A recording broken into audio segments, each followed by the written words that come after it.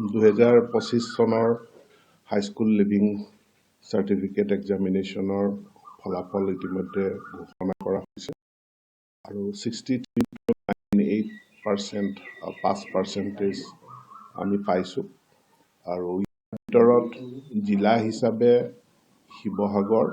ডিব্ৰুগড়, ধেমাজি, যোৰহাট, নলবাৰী এইকেইখন হৈছে best performing district আৰু এই জিলাকেইখনক বাদ দি পেলাই বাকী আমাৰ শ্ৰীভূমি, কাছাৰ, ধুবুৰী, গোৱালপাৰা এই জিলাকেইখন একেবাৰে শেষৰ ফালে আছে,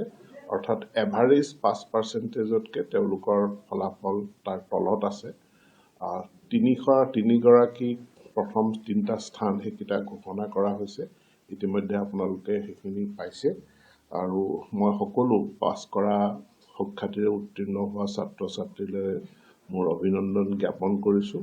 আৰু যিসকল কৃতকাৰ্য হ'ব পৰা নাই তেওঁলোককো মোৰ আহ্বান, হতাশ নহয়, দ্বিতীয়বাৰৰ কাৰণে তেওঁলোকে সফলতা অৰ্জনৰ কাৰণে চেষ্টা কৰিব। অসম চৰকাৰৰ শিক্ষা বিভাগে তেওঁলোকৰ লগত